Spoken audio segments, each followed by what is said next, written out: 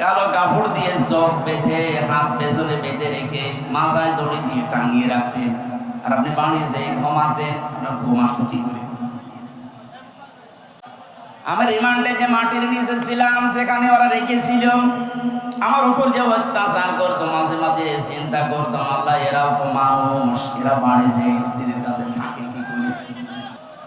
তার মানে মনুষ্যত্বের জানলা পরিমাণ একটা কিছু ছিল না, এরা মানুষের বাইরে চলে গেছে। আমার সাথে ভালোবাসতো আমাকে, তাই যদি এই করে যাদের ওরা দেখতেই পারে না। মাঝে মাঝে বলতো, হুজুর আপনার ওয়াজ শুনি আমরা, ওরে শয়তান, কিসের ওয়াজ শুনতে?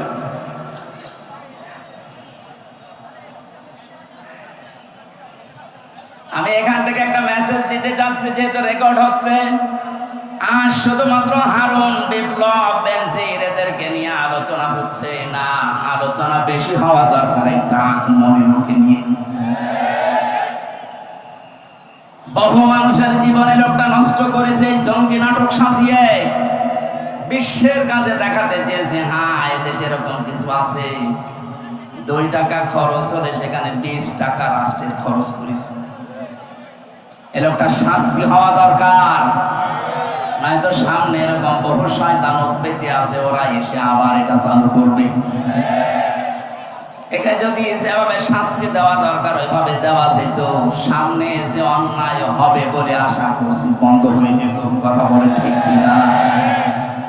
আমার মনে হয় আয়না ঘরটা একেবারে বিলুপ্ত না করে রেখে দেওয়া দরকার। তাম পৃথিবীর মানুষেরা কিয়ামত পর্যন্ত এই পৃথিবীতে যারা আসবে, বাংলাদেশে যারা দেখতে আসবে, এরা যেন দেখে বোঝে যে এই দুনিয়ায় বাংলাদেশ নামক যে দেশ ছিল, এ দেশে একটা জালেম ছিল।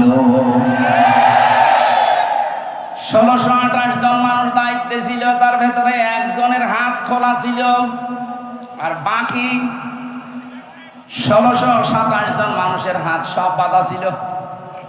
গত কয়েকদিন আগে আমার যত মামলা ছিল সব ঢিসমিস হয়ে গেছে, সব বেকসুর খালাস দিয়ে দিয়েছে। আমি মনে করলাম মাননীয় আদালতকে প্রশ্ন করে যে মাননীয় আদালত, এই মামলা তো 3 বছর আপনার কাছে ছিল, প্রত্যেক মাস 2 মাস 3 মাস পরে পরে মামলা আপনার কাছে আসতো, 3 বছরে কতবার এসেছে, আপনি কোনোদিন এই মামলার রায় দিলেন না। আগে বলতেন যে হাত বাঁধা, এখন হঠাৎ করে রায় দিয়ে শুধু রায় না বেকসুর খালাস, তার মানে আপনি প্রমাণ করে দিলেন যে আমার কোনো দোষ নেই। কথা বলেন না, আমার কোনো দোষ পাইনি, এই জন্যই তো আমাকে বেকসুর খালাস দিয়েছেন। তাহলে আমার 3টা বছর যে নষ্ট করে দিলেন, কেড়ে নিলেন, যেভাবে কষ্ট দিলেন, আপনাকে জেলখানার কন্ডেম সেলের ভেতরে আমারে রাখলেন।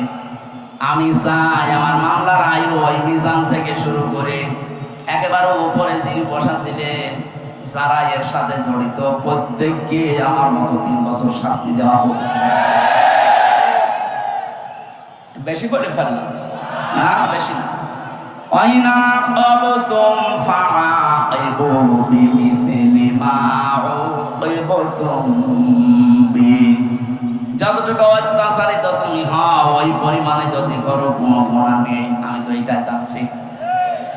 আপনি আমার উপরে যা করেছেন, আমারটা আমি বললাম।